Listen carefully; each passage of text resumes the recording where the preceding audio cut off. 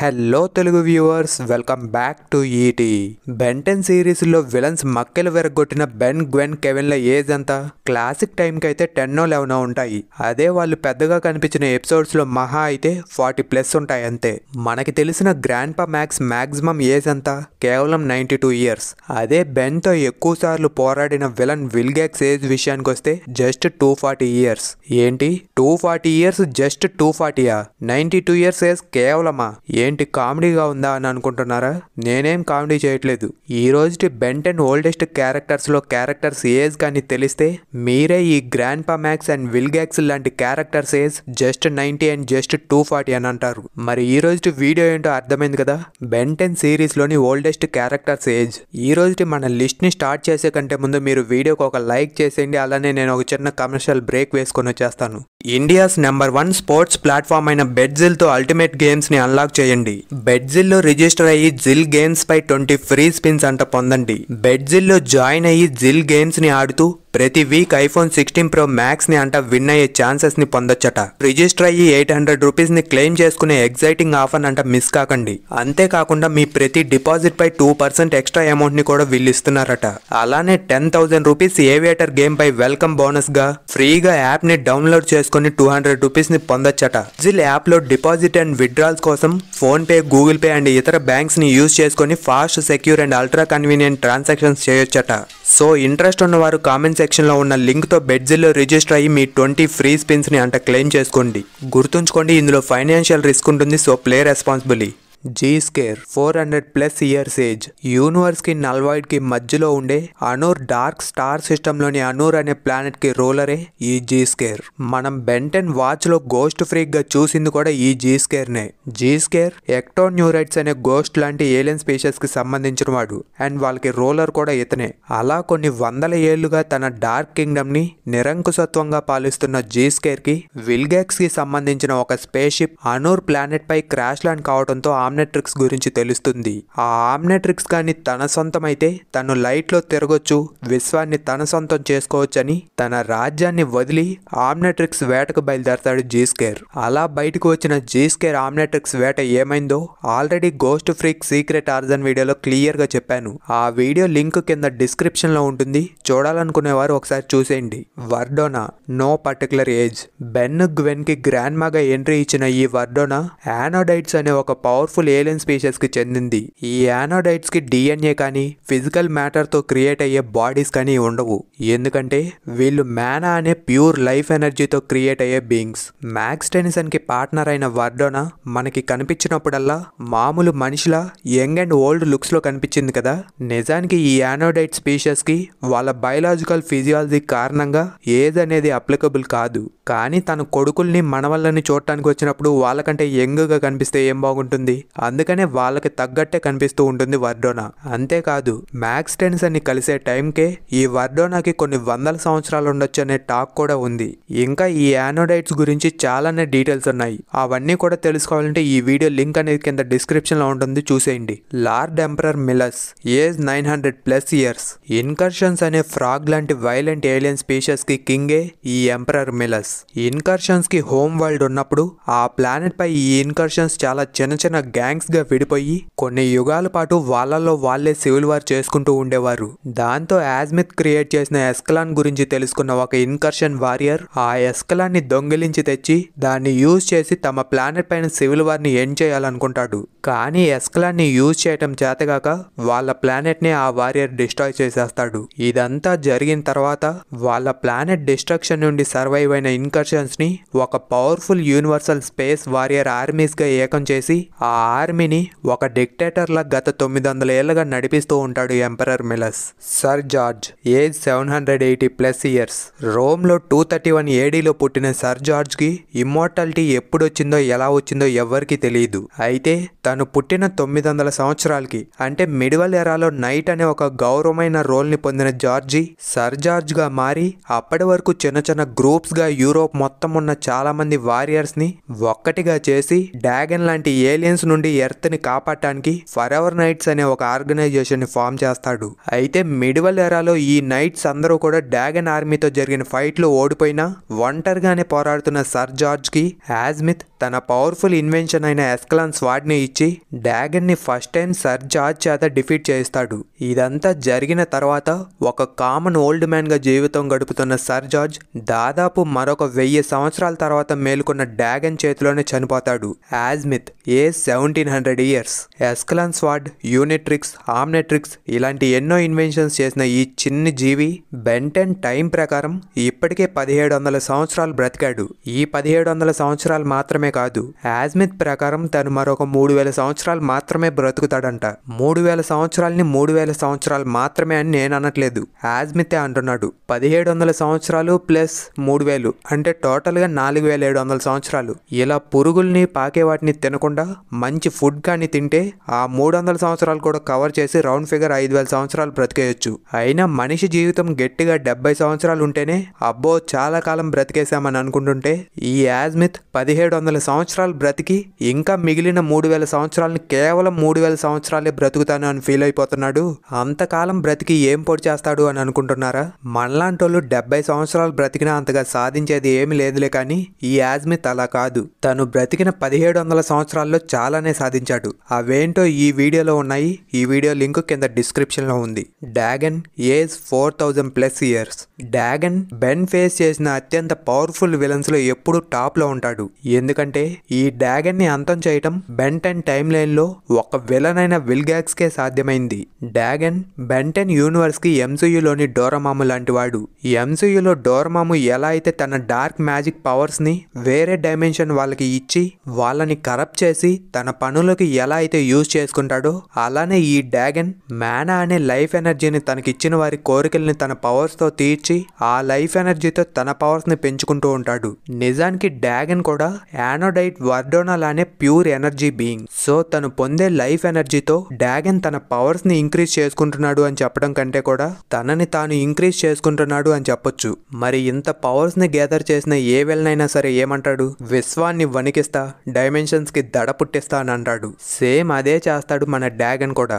యాజ్మిత్ ప్రకారం డ్రాగన్ వేరే డైమెన్షన్ కి చెంది తనకి తెలిసే టైంకే 100కి పైగా డైమెన్షన్స్ ని బానిసలుగా చేసుకున్న ఒక God like being. Dragon Ben నుండే డైమెన్షన్ కి ఎప్పుడో మనుషులు ఆదిమానవులుగా ఉన్నప్పుడే వచ్చి ఆ టైంలోని మనుషులకి ఫైర్ అండ్ వీల్స్ ఇలాంటి కొన్ని టెక్నాలజీస్ ఇచ్చి ఫ్యూచర్ లో అడ్వాన్స్డ్ టెక్నాలజీతో నేను మళ్ళీ వస్తాను, అప్పుడు ఎర్త్ పై అంతా పీస్ వస్తుంది అని చెప్పి వెళ్ళి 11th 12th సెంచరీస్ మధ్యలో డ్రాగన్ లా ఎర్త్ కు వస్తాడు. కానీ యాజ్మిత్ కి డ్రాగన్ పీస్ తీసుకురావడానికి రావట్లేదు, తమ డైమెన్షన్ ని కూడా తన బానిసగా చేసుకోవడానికి వస్తున్నాడు అని బాగా తెలుసు. కాబట్టి తన గ్రేటెస్ట్ వెపన్ అయిన ఎస్కలాన్ ని గ్రేటెస్ట్ వారియర్ అయిన సర్ జార్జ్ కి ఇచ్చి గ్రేటెస్ట్ థ్రెట్ అయిన డ్రాగన్ ని అప్పటికి అడ్డుకోగలుగుతాడు.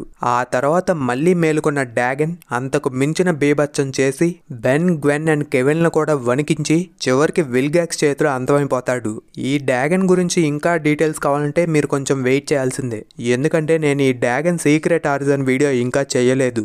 సూగిలైట్ మనకి బాగా తెలిసిన డైమండ్ హెడ్స్ హోమ్ ప్లానెట్ అయిన పెట్రోపియాకి ప్రొటెక్టర్ ఈ సూగిలైట్. పెట్రోపియా ఫామ్ అయినప్పటి నుండి ఉన్న సూగిలైట్ పెట్రోపియాకి ఒక గాడ్ లాంటి వాడు. సూగిలైట్ స్పీషియస్ లో మరొకరు ఉండరు. సూగిలైట్ ఒక్కడే ఆ క్రిస్టల్ సేపియన్ స్పీషియస్ లో ఉండేది. సూగిలైట్ తన తలపై ఉండే కొమ్ముతో ఎంటైర్ పెట్రోపియాని, అందులో ఉండే ప్రతి ఏలియన్ స్పీషియస్ ని రీక్రియేట్ చేయగలిగే పవర్ఫుల్ ఏలియన్. అలాంటి ఈ సూగిలైట్ డిఎన్ఏ నుండే బెంటెన్ ఆమ్నెట్రిక్స్ లోని క్రోమోస్టోన్ వచ్చింది. నిజం చెప్పాలంటే క్రోమోస్టోన్ డిఎన్ఏ అనేది ఆమ్నెట్రిక్స్ లో సూగిలైట్ కి ఒక బ్యాకప్ లాంటిది. ఒకవేళ సూగిలైట్ కి ఏమైనా జరిగితే ఆ డిఎన్ఏ నుండి సూగిలైట్ ని ఎంటైర్ పెట్రోపియాని మళ్ళీ రీక్రియేట్ చేయొచ్చు. ఊరుకో బ్రో, గాడ్ లైక్ బీయింగ్ అంటున్నావు, అలాంటి సూగిలైట్ కి ఏమవుతుంది అని అనుకుంటున్నారా? సూగిలైట్ ఒక్కసారి కాదు, 2 సార్లు కాదు, క్రోమోస్టోన్ లా కూడా కలిపి మొత్తం 3 సార్లు చనిపోతాడు. అన్ని సార్లు చనిపోయి కూడా సూగిలైట్ మళ్ళీ ఎలా తిరిగి వచ్చాడు, అసలు ఎవరు సూగిలైట్ ని అన్ని సార్లు చంపారు, ఎందుకు చంపారు అనే డీటెయిల్స్ ని ఈ డైమండ్ హెడ్ సీక్రెట్ ఆరిజిన్ వీడియోలో చెప్పాను. దీని లింక్ కూడా కింద డిస్క్రిప్షన్ లో ఉంటుంది. Professor paradox age infinity. చూడటానికి ఒక 40 years హ్యూమన్ లా కనిపించే ఈ ప్రొఫెసర్ తన ల్యాబ్ అసిస్టెంట్ చేసిన ఒక చిన్న తప్పు వల్ల కాన్సెప్ట్ ఆఫ్ టైం నుండి బయటికి వెళ్లి యూనివర్స్ స్టార్టింగ్ నుండి ఎండింగ్ వరకు టైం కి ప్యారలల్ గా టైం ఉన్నంత వరకు జీవిస్తూనే ఉంటాడు. అలా జీవించిన పారాడాక్స్ ఏజ్ ఎంత తక్కువ లెక్కేసినా ఒక యూనివర్స్ ఏజ్ అంత ఉంటుంది. అంటే అట్లీస్ట్ 1,00,000 సంవత్సరాలు. అంతకాలం బ్రతికే ఈ ప్రొఫెసర్ పారాడాక్స్ యూనివర్స్ ని అండ్ బెన్ ని లెక్కలేనన్ని సార్లు కాపాడతాడు. అలా యూనివర్స్ అండ్ బెన్ ని కాపాడిన ప్రొఫెసర్ పారాడాక్స్ పూర్తి సీక్రెట్ ఆరిజిన్ వీడియో లింక్ కింద డిస్క్రిప్షన్ లో ఉంటుంది. చూడండి, వారు చూసేయండి. Eon age infinity. ఒక ఆల్టర్నేట్ టైమ్ లైన్ బెన్ అయిన ఇయాన్ చెడ్డగా మారి తన ఆమ్నెట్రిక్స్ ని ఒక బ్యాటిల్లో విరగ్గొట్టుకుంటాడు. అలా డిస్ట్రాయ్ అయిన ఆమ్నెట్రిక్స్ రిమైనింగ్ పార్ట్స్ నుండి ఒక టైం ట్రావెలింగ్ కి హెల్ప్ అయ్యే గాంట్లెట్ ని క్రియేట్ చేసిన ఇయాన్ దాని హెల్ప్ తో అన్ని టైం లైన్లను తిరుగుతూ అక్కడ బెన్స్ ని తన మినియన్స్ గా చేసుకుంటూ ప్రైమ్ టైం లైన్ ని తన టైం లైన్ తో రీప్లేస్ చేయడానికి ట్రై చేస్తూ ఉంటాడు. అయితే టైంలో ట్రావెలింగ్ మొదలుపెట్టిన ఇయాన్ టైంలో అక్కడ ఇక్కడ అని కాకుండా ఎక్కడికి కావాలంటే అక్కడికి వెళ్తూ ఏజింగ్ ఎఫెక్ట్ నుండి బయటకు వచ్చేసి తన గోల్ అయిన ప్రైమ్ టైం లైన్ ని రీప్లేస్ చేయడానికి ఆఖరికి విల్గాక్స్ తో కూడా చేతులు కలుపుతాడు. కానీ అలా ఇయాన్ అనుకున్నట్లుగా టైం లైన్స్ రీప్లేస్ అయితే అది ఎంటైర్ బెన్ 10 ఆమ్నివర్స్ కి డేంజర్. సో అలా జరగకుండా Professor Paradox from time starting to ending Eon తో ఫైట్స్ చేస్తూ ఎన్నోసార్లు prime Ben and prime Ben timeline ని కాపాడుతూ ఉంటాడు. నాల్జియన్స్ ఏజ్ ఇమ్మోర్టల్స్. నాల్జియన్స్ హోమ్ వరల్డ్ ఏది అన్న ఇన్ఫర్మేషన్ లేదు, కానీ వీరు హ్యూమన్స్ కంటే కూడా చాలా advanced and higher dimensional beings అని మాత్రం మనకి షోలో కనిపించిన మదర్ నాల్జియన్ అండ్ తన 3 million years ఓల్డ్ చైల్డ్ ఆడుకునే నాల్జియన్ డిస్ట్రక్టర్ వల్ల అర్థమవుతుంది. మనుషులకి హైట్, విడ్త్ అండ్ బెర్త్ అనే 3 dimensions మాత్రమే తెలిస్తే నాల్జియన్ మదర్ మాత్రం చాలా డైమెన్షన్స్ ఉన్నాయి, కానీ వాటిలో 26 మాత్రమే పనికొచ్చాయి అని చెప్పి బెన్ టీమ్ బుర్ర బ్లాస్ట్ చేస్తుంది. ఇక ఈ నాల్జియన్స్ ఏజ్ విషయానికి వస్తే 3 million years అంటే 30 lakh years ఉన్న నాల్జియంట్ నే మదర్ నాల్జియంట్ చైల్డ్ అంటుంది అని అంటే ఇక ఒక నాల్జియంట్ లైఫ్ స్పాన్ ఎన్ని కోట్ల సంవత్సరాలు ఉండొచ్చో మీరే లెక్కేసుకోండి. అన్నట్టు చెప్పడం మర్చిపోయా, బెన్ 10 ఆమ్నెట్రిక్స్ కి డిఎన్ఏ సోర్స్ అయిన కోడాన్ స్ట్రీమ్ లో ఈ నాల్జియంట్ డిఎన్ఏ కూడా ఉందంట. అంటే బెన్ వాచ్ లో ఈ ఏలియన్ కూడా ఉన్నట్లే. Quantamelia age unknown. 5th dimension beings అయిన ఈ క్వాంటమేలియా ఆమ్నివర్స్ లో ట్రావెల్ చేస్తూ అందులోని యూనివర్సెస్ ని అబ్జర్వ్ చేస్తూ వాటిపై ఎక్స్పెరిమెంట్స్ చేస్తూ ఎన్ఐలార్గ్ అనే డివైస్ తో ఆ యూనివర్సెస్ ని డిస్ట్రాయ్ చేస్తూ క్రియేట్ చేస్తూ ఉంటారు. నార్మల్ హ్యూమన్స్ అండ్ ఏలియన్స్ కి ఆఖరికి ఈ క్వాంటమేలియా ఎగ్జాక్ట్ గా ఎలా ఉంటారో కూడా తెలియదు. ఎందుకంటే క్వాంటమేలియా 5th dimensional bodies 3 dimensional beings కంటికి కనపడవు. సో చూసే పర్సన్ కి ఈ క్వాంటమేలియా ఆ పర్సన్ కి ఎక్కువగా నచ్చే ఆబ్జెక్ట్స్ లానో లేదంటే వ్యక్తుల్లానో కనిపిస్తూ ఉంటారు. ఇక యూనివర్స్ ని క్రియేట్ చేస్తూ డిస్ట్రాయ్ చేస్తూ ఉండే ఈ క్వాంటమేలియా అసలు ఎప్పుడు పుట్టారో, ఎక్కడ పుట్టారో, ఎంత కాలం వీరి లైఫ్ స్పానో ఎవ్వరికి తెలియదు. కాకపోతే వీరి లైఫ్ స్పాన్ అనేది ఒక యూనివర్స్ లైఫ్ స్పాన్ కంటే కూడా ఎక్కువ అని మాత్రం చెప్పొచ్చు. మరొక విషయం ఏంటంటే ఈ క్వాంటమేలియా బాడీలో డిఎన్ఏ లాంటి జెనెటిక్ మెటీరియల్ ఉండకపోవటం వల్ల ఆమ్నెట్రిక్స్ ఈ ఏలియన్ స్పీషీస్ డిఎన్ఏని స్కాన్ చేయడం వీలు కాదు. Celestial sapiens age not applicable. Ben watch లో మనకి తెలిసిన మోస్ట్ పవర్ఫుల్ ఏలియన్ స్పీషీసే ఈ సెలెస్టియల్ సేపియన్స్. అలాంటి ఈ celestial sapiens forge of creation అనే ఒక ఎండింగ్ అనేదే లేని నెబ్యులాలో ఉంటారని, ఆ నెబ్యులా చుట్టూ క్రోనో ర్యాండమైజర్ అనే ఒక షీల్డ్ ఉంటుందని, దానివల్ల ఈ నెబ్యులాలోకి సెలెస్టియల్ సేపియన్స్ కి ప్రొఫెసర్ పారాడాక్స్ కి తప్ప మ్యాప్ ఆఫ్ ఇన్ఫినిటీ లేని వేరెవ్వరికి కూడా ఎంట్రీ ఉండదని మనకు తెలుసు. అయితే ఈ సెలెస్టియల్ సేపియన్స్ ఉండే ఫోర్జ్ ఆఫ్ క్రియేషన్ కి మరొక స్పెషాలిటీ కూడా ఉంది. అదే దీనికి టైం, స్పేస్ లాంటి ఫండమెంటల్ లాస్ అప్లై కాకపోవడం. సో అందుకనే ఈ ఫోర్జ్ ఆఫ్ క్రియేషన్ లో సెలెస్టియల్ సేపియన్స్ వేల సంవత్సరాలు ఆలోచించి వాళ్ళ ఆలోచనలతో యూనివర్స్ లో ఎన్ని చేంజెస్ చేసినా వాళ్ళకి ఆ టైం అనేది అసలు మ్యాటరే కాదు. ఎందుకంటే వాళ్ళ బర్త్ ప్లేస్ కారణంగా వాళ్ళకి ఏజ్ అనేది అప్లికబుల్ కాదు కాబట్టి. ఇంకా ఈ సెలెస్టియల్ సేపియన్స్ ఈ ఫోర్జ్ ఆఫ్ క్రియేషన్ కి రాకముందు ఎక్కడుండేవారు, అక్కడ నుండి ఫోర్జ్ ఆఫ్ క్రియేషన్ కి ఎందుకు వచ్చేసారు, వీరిలో ఎన్ని టైప్స్ ఆఫ్ సెలెస్టియల్ సేపియన్స్ ఉంటారు, వారిలో ఎవరు ఎంత పవర్ఫుల్ అనే లాంటి విషయాలు తెలుసుకోవాలంటే ఈ 2 వీడియోస్ లింక్స్ అనేవి కింద డిస్క్రిప్షన్ లో ఉంటాయి, ఒకసారి చూసేయండి.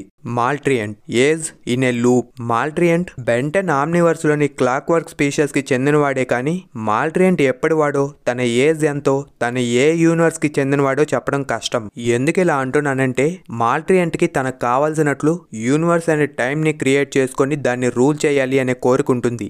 ఆ కోరికను నెరవేర్చుకో మార్చుకోవడానికి మాల్ట్రియంట్ టైమ్ అండ్ యూనివర్స్ అనేది స్టార్ట్ కాక ముందుకు వెళ్ళి అక్కడ క్వాంటమేలియా స్పేస్ షిప్ లో తన ప్లాన్ ని ఇంప్లిమెంట్ చేయడానికి ట్రై చేస్తాడు. కాకపోతే టైం లేకపోతే మాల్ట్రియంట్ పవర్స్ వర్క్ అవ్వవు. సో ఆ టైం లేని స్టార్టింగ్ పాయింట్ కి మాల్ట్రియంట్ ని ఫాలో అవుతూ వచ్చిన బెన్ మాల్ట్రియంట్ ని పీస్ చేస్తే ఆ పీసెస్ ని ప్రొఫెసర్ పారాడాక్స్ న్యూగా క్రియేట్ అయ్యే యూనివర్స్ లోని డిఫరెంట్ టైమ్ లైన్స్ లో దాచేస్తాడు. అయితే మాల్ట్రియంట్ స్పీషియస్ అయిన క్రోనోసేపియన్స్ ఒక వాచ్ లాంటి వాళ్ళు. ఎప్పుడైతే వాళ్ళ పార్ట్స్ అన్ని కరెక్ట్ గా అసెంబుల్ చేయబడతాయో అప్పుడు వాళ్ళు మళ్ళీ తిరిగి వాళ్ళ ఫుల్ పొటెన్షియల్ కి చేరుకుంటారు. అలా మాల్ట్రియంట్ డిఫరెంట్ టైమ్ లైన్స్ లో ఉన్న తన పార్ట్స్ ని కలెక్ట్ చేసుకొని మళ్ళీ తనకు కావాల్సిన టైమ్ అండ్ యూనివర్స్ ని క్రియేట్ చేయడానికి టైం స్టార్టింగ్ పాయింట్ కి వస్తాడు. అక్కడ క్వాంటమేలియా స్పేస్ షిప్ లో బెన్ చేతిలో పీస్ అవుతాడు. ఆ పీసెస్ ని పారాడాక్స్ దాచేస్తాడు. ఆ పీసెస్ ని కలెక్ట్ చేసుకొని మాల్ట్రియంట్ మళ్ళీ వస్తాడు, మళ్ళీ చేస్తాడు, మళ్ళీ దాచేస్తాడు. ఇలా ఇది ఒక సైకిల్ లాగా జరుగుతూనే ఉంటుంది. కాకపోతే ఈ విషయం మాల్ట్రియంట్ కి తెలీదు. సో తనకి తెలియకుండానే మాల్ట్రియంట్ ఒక లూప్ లో కొత్త యూనివర్స్ క్రియేట్ అయ్యేటప్పుడు వస్తాడు, చేస్తాడు. ఆ యూనివర్స్ ఎండింగ్ అప్పుడు మళ్ళీ వచ్చి మళ్ళీ చేస్తాడు. అయితే తన పార్ట్స్ ని కలెక్ట్ చేసుకునే సమయంలో మాల్ట్రియంట్ టైం వార్, వేరే యూనివర్సెస్ లో యాజ్మిత్స్ ని చంపేయటం, బెన్స్ ని బానిసలుగా చేసుకోవటం, విల్గాక్స్ ని బెన్ పైకి పంపటం, ఇలాంటి ఎన్నో ఈవిల్ ప్లాన్స్ వేస్తాడు. అవన్నీ కూడా మాల్ట్రియంట్ సీక్రెట్ ఆర్జన్ వీడియో చేసినప్పుడు అందులో క్లియర్ గా చెప్తాను. ఇక చివరిగా Scud age in a loop. ఒక స్లైంబియాట్ అయిన స్కడ్ స్పీషియస్ వేరే ఏలియన్స్ పై జీవిస్తూ వాటి డిఎన్ఏస్ ని ఒక కరెన్సీ లాగా కలెక్ట్ చేస్తూ స్టోర్ చేస్తూ ఉంటాయి. అయితే మాల్ట్రియంట్ ని వేటాడుతూ బెన్ తో పాటు క్వాంటమేలియా స్పేస్ షిప్ లకు వచ్చేంత వరకు కూడా ఇలా తను ఆ డిఎన్ఏస్ ని ఎందుకు కలెక్ట్ చేస్తున్నాడో స్కడ్ కి గుర్తుండదు. ఎందుకంటే స్కడ్ స్పీషియస్ ని వారి దగ్గర ఉన్న డిఎన్ఏస్ ని న్యూగా క్రియేట్ అయ్యే యూనివర్స్ లోని ప్లానెట్స్ పై లైఫ్ ఫార్మ్స్ క్రియేట్ అయ్యేలా సీడింగ్ చేయడానికి. అయితే వాటి పనిని కంప్లీట్ చేసుకొని చివరికి మిగిలిన స్లైంబియాట్స్ అన్ని కూడా క్వాంటమేలియా స్పేస్ షిప్ కి చేరుకుంటాయి. కానీ స్కడ్ ఒక్కడే 13.8 బిలియన్ ఇయర్స్ పాటు యూనివర్స్ లో అందరి బాడీస్ పై తిరిగి చివరికి బెన్ ని చేరుకుంటాడు. ఎప్పుడైతే బెన్ తో క్వాంటమేలియా స్పేస్ షిప్ లోకి ఎంటర్ అవుతాడో అక్కడ తన వారి గురించి తెలుసుకొని బెన్ కి బాయ్ చెప్పేసి మళ్ళీ క్వాంటమేలియాస్ ద్వారా న్యూ యూనివర్స్ డిఎన్ఏ సీడింగ్ కు వెళ్తాడు. అలా వెళ్ళిన స్కడ్ మళ్ళీ బెన్ ని చేరుకొని క్వాంటమేలియాస్ ద్వారా మళ్ళీ డిఎన్ఏ సీడింగ్ కు వెళ్తాడు. ఇలా స్కడ్ కూడా తను మరిచిపోతున్న ఒక లూప్ లో కొన్ని యూనివర్సెస్ ఏజ్ కంటే కూడా ఎక్కువ కాలం నుండి జీవిస్తూ ఉన్నాడు. సో ఈ ఏలియన్స్ అన్నిటి ఏజ్ గురించి తెలుసుకున్న తర్వాత 92 years Max age, 240 years Vilgax age చాలా తక్కువ అన్నట్లుగా అనిపిస్తుందా లేదా? అన్నట్టు చెప్పడం మర్చిపోయా. మ్యాక్స్ అండ్ విల్గాక్స్ ల సీక్రెట్ ఆర్జన్ వీడియోస్ లింక్స్ కూడా కింద డిస్క్రిప్షన్ లో ఇస్తాను, చూసేయండి. మరి ఇది ఈ రోజుటి most aged characters in Ben 10 series video నచ్చిందని అనుకుంటున్నాను. నచ్చితే తప్పకుండా లైక్ చేయండి. అలానే ఇంకా ఛానల్ కి సబ్స్క్రైబ్ చేసుకున్నారు, సబ్స్క్రైబ్ చేసి నోటిఫికేషన్ బెల్ ని యాక్టివేట్ చేసుకోండి. మరొక విషయం ఏంటంటే లాస్ట్ వీడియోతో మన ఛానల్లో డార్క్ ఏజెస్ అనే ఒక కామిక్ సిరీస్ ని స్టార్ట్ చేశాం. వీడియోలోని స్టోరీ చాలా ఇంట్రెస్టింగ్ గా ఉన్నప్పటికీ ఎందుకో తెలీదు చాలా తక్కువ మందికి రీచ్ అయింది. సో మీరు కూడా చూడకపోతే ఒకసారి చూసేయండి. ఇక నెక్స్ట్ వీడియోతో మీ ముందుకు వస్తాను. అంతవరకు stay tune to ET. Good by.